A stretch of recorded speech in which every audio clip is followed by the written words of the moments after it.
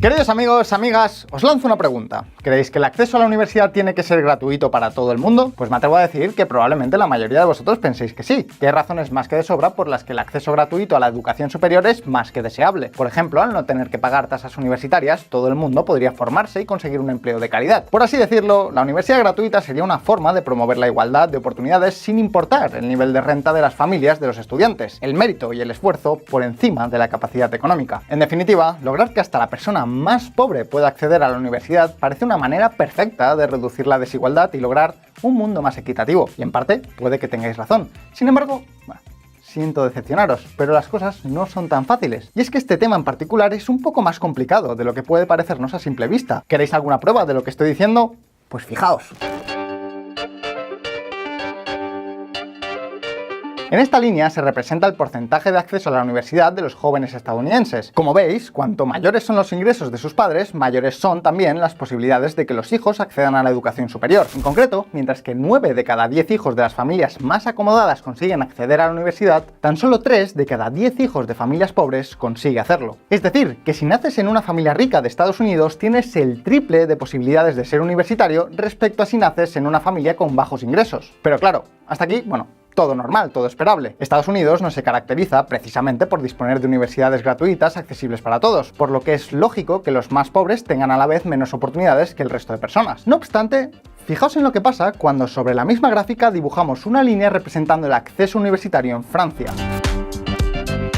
Sorprendentemente, las líneas francesas y estadounidenses son casi idénticas, tanto ricos como pobres. Estadounidenses y franceses acceden a la universidad en proporciones muy similares. Así que vale, ahora seguro que muchos estaréis preguntando, ¿es que acaso en Francia las universidades también son privadas y las familias con menos recursos tienen que enfrentarse a tasas universitarias inasumibles que provocan esta grave desigualdad? ¿Son el sistema yanqui y el francés sistemas tan parecidos? Pues amigos, aquí es donde viene lo más curioso de todo.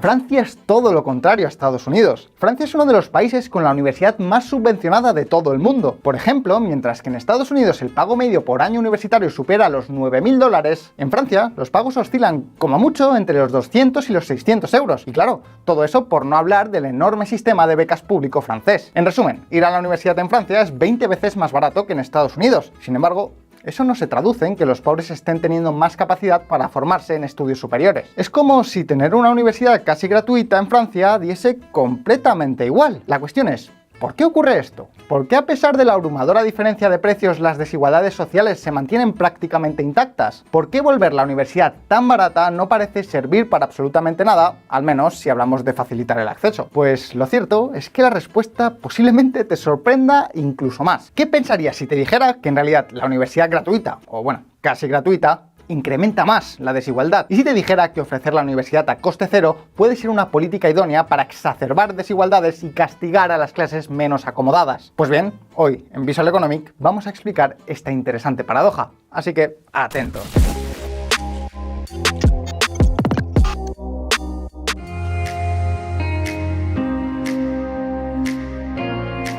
Hace justo un momento hemos dicho que tanto en Francia como en Estados Unidos, los hijos de las familias más acomodadas tienen 3 veces más posibilidades de ir a la universidad que los hijos de las familias con menos recursos. Todo esto a pesar de que en Estados Unidos el coste universitario es mucho mayor que en Francia. Y si os fijáis, solo con esta información ya podríamos deducir un factor clave. Tal vez el precio a pagar por la universidad no es lo que está causando estas diferencias de clase. Pero si el precio de las matrículas no es la causa real de la desigualdad, ¿cómo demonios se explican entonces semejantes diferencias entre las familias más y menos pudientes? Pues la respuesta está en los niños.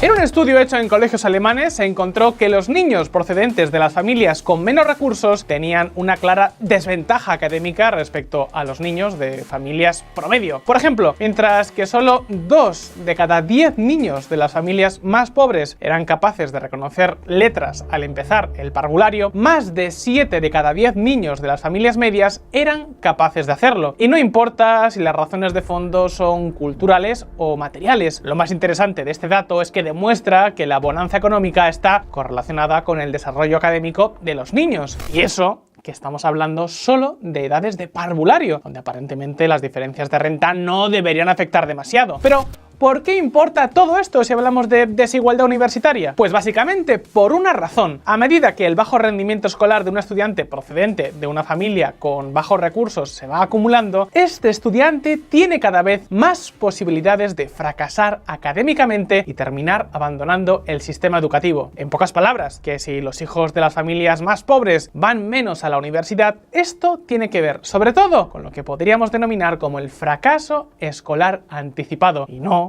con no poder pagar las matrículas. Y entonces que éstas sean más o menos costosas, pues al final no resulta demasiado relevante para frenar el problema. Pero ojo, porque aún hay más. En un estudio hecho en Francia se encontró que 9 de cada 10 estudiantes recibían ayuda económica de sus padres. Bueno, hasta ahí bastante esperable. Sin embargo, lo importante es que mientras que los más pobres recibían de sus padres, como mucho, 3.000 euros al año, los hijos de los más pudientes recibían hasta 10.000. Y como os podéis imaginar, para muchos jóvenes que tienen que irse a vivir a otras ciudades para estudiar, esto supone una diferencia muy, pero que muy significativa. Porque en muchas ocasiones el coste de ir a la universidad va mucho más allá de la matrícula en sí. Hablamos del alquiler, el transporte, la comida y todo lo necesario para poder cursar los estudios universitarios. Una operativa que efectivamente para muchas familias con pocos recursos es demasiado costosa, por mucho que las matrículas sean o no gratuitas. Y es ahí donde surgen otras opciones como las becas o la financiación participativa, pero de eso ya hablaremos. El caso es que al comenzar este vídeo no hemos dicho en ningún momento que poner matrículas gratuitas no sirva para nada. Hemos dicho que además puede ser perjudicial para los estudiantes de familias más humildes. La pregunta es, ¿cómo puede ser que las matrículas gratuitas perjudiquen a los que menos tienen? Pues bien, veámoslo. El Robinhood invertido. Pensadlo por un momento, un sistema universitario gratuito significa que es gratuito para todo el mundo, para ricos, para las clases medias y para los pobres. Sin embargo, lo de gratuito tiene trampa. A fin de cuentas, el gasto público se financia con los impuestos que al final del día pagamos todos. Y la pregunta es, si los ricos van 3 veces más a la universidad de lo que lo hacen los pobres, y si el Estado se encarga de pagar todas esas matrículas con los impuestos de todos, ¿no equivale eso a destinar impuestos a pagar mayoritariamente las matrículas de las familias acomodadas? Pues todo apunta a que efectivamente. En Francia, la subvención universitaria promedio que recibe el 30% de las familias más pobres es de cerca de los 8.000 euros anuales. Sin embargo, atentos, la subvención media que recibe el 10% de las familias más ricas se sitúa en los 18.000 euros, más del doble. Esto es lo que se conoce como una política regresiva, o también como un Robin Hood invertido, es decir, usar los impuestos para ayudar a los más ricos y no a los más pobres. Algo bastante irónico, teniendo en cuenta que siempre se venden los impuestos como un método de ayuda a los más desfavorecidos. Y atención, porque la cosa no se acaba aquí.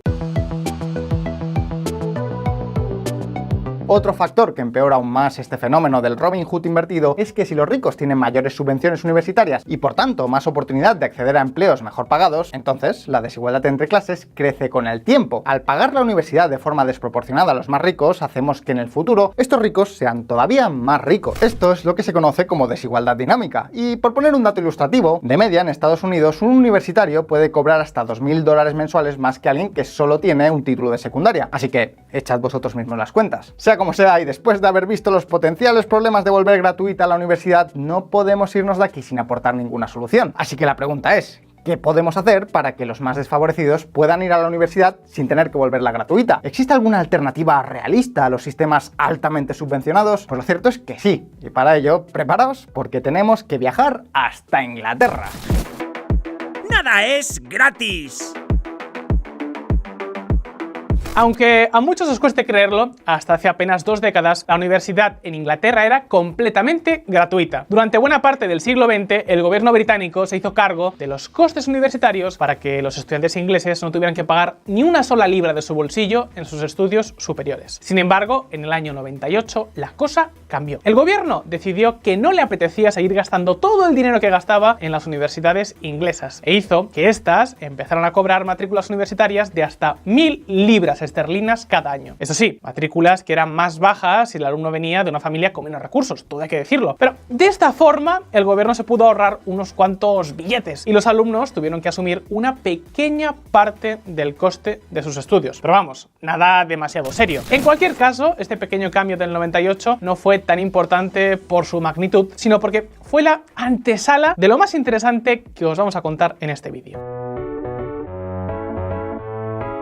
Y es que unos años más tarde, en el 2006 y el 2012, el gobierno británico volvió a hacer otros dos grandes cambios en el sistema universitario british, ambos con el objetivo de privatizar aún más el gasto educativo. Y estos cambios, amigos, estos sí que fueron realmente considerables. A partir de entonces, el gobierno permitió a las universidades poner precios a las matrículas de hasta 9.000 libras por año, haciendo con ello cargar con una parte muy importante del coste universitario a los alumnos, al tiempo que el Estado recortó su gasto público en esta partida en casi 2/3 respecto a los años 90.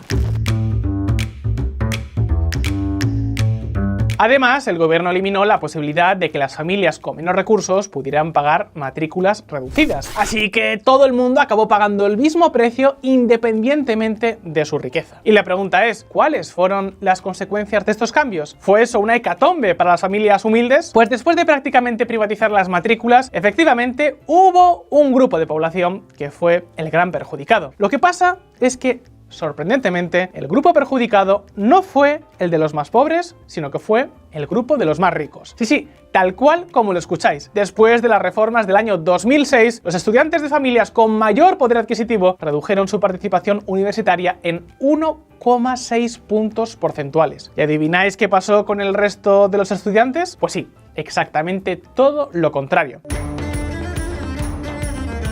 El gobierno inglés, a través de la privatización de las matrículas, logró reducir en 2/3 el gasto universitario sin perjudicar a las clases medias y bajas. Y pensadlo bien, al reducir el enorme gasto que iba a parar a las universidades, ahora el gobierno tiene más recursos para poder dedicarlos a reforzar los niveles más básicos de enseñanza y conseguir que menos jóvenes desfavorecidos abandonen prematuramente el sistema educativo. Con esta reforma, el Robin Hood inverso quedó reducido a cenizas. Los estudiantes ricos ahora tenían que pagar sus matrículas universitarias, aunque pensándolo bien, ahora las clases medias y bajas también tienen que pagar más matrícula. ¿Cómo es posible que eso no les afectase? Tiene que haber algo más, ¿no os parece? Pues efectivamente, ese algo más es lo que se conoce como los créditos estudiantiles. Junto a las reformas de 2006 y 2012, el gobierno británico lanzó un programa de créditos públicos al que podía acceder todo el mundo. El gobierno te prestaba un dinero para estudiar y una vez acabaras tu carrera, se lo tenías que devolver. Esto puede parecer simple y como ayuda, pues un poco floja, pero un momento, porque lo bueno de estos créditos es que tenían una condición que los hacía muy especiales. Si un estudiante no conseguía encontrar un buen empleo después de acabar la universidad, no tenía que devolver ni un solo penique al Estado. Por lo que, gracias a este sistema, el acceso a la universidad para las personas desfavorecidas seguía siendo muy sencillo y prácticamente libre de riesgo. Si al acabar la carrera un estudiante no ganaba más de 21.000 libras anuales, pues no tenía que devolver nada. Es precisamente por eso que los pobres no se vieron perjudicados por la reforma. Ahora bien, hace un momento hemos dicho que aparte de la matrícula existían otros gastos que deben ser tenidos en cuenta, como por ejemplo el alquiler, la comida o el transporte de estudiantes que se ven obligados a mudarse de ciudad para poder estudiar. ¿Acaso la reforma inglesa tuvo en cuenta esos factores para ayudar a las familias desfavorecidas? Pues sí, junto a la línea de créditos estudiantiles, el gobierno británico aprobó también becas de hasta 3.700 libras anuales para estudiantes con pocos recursos, cosa que por cierto se vio reflejada en que desde entonces los estudiantes de familias menos pudientes pudieron desplazarse a universidades más lejanas de sus hogares a las que antes no podían acudir. No suena mal, ¿no os parece? En muchas ocasiones la clave no es gastar más, sino sobre todo gastar mejor. Sea como sea, queridos amigos de Visual Economic, de este vídeo podemos extraer por lo menos 3 conclusiones. 1. La universidad gratuita tiende a destinar mayoritariamente dinero público a personas que no lo necesitan, por lo que es una política regresiva. 2. El principal problema por el que los jóvenes de pocos recursos no acceden a la universidad es el abandono estudiantil prematuro y no tanto el coste de las matrículas universitarias. Y finalmente, aunque no menos importante, 3. Existen métodos más eficientes para garantizar el acceso universitario a todos sin que eso suponga un despilfarro público, como por ejemplo los créditos créditos estudiantiles o las becas para estudiantes con menos recursos. Aunque llegados a este punto, el turno es para todos vosotros. ¿Cuál sería vuestro sistema universitario perfecto? ¿Seguís creyendo que la universidad gratuita es una muy buena idea? ¿Se os ocurre alguna alternativa más que no hayamos comentado en este vídeo? Podéis dejar vuestras respuestas en los comentarios y, por supuesto, no olvidéis que aquí en Visual Economics sacamos vídeos nuevos todas las semanas, así que suscribiros a este canal y dadle a la campanita para no perderos ninguna de nuestras actualizaciones. Si os ha gustado este vídeo, dadle a like y nos vemos en el próximo. Un saludo y hasta la siguiente.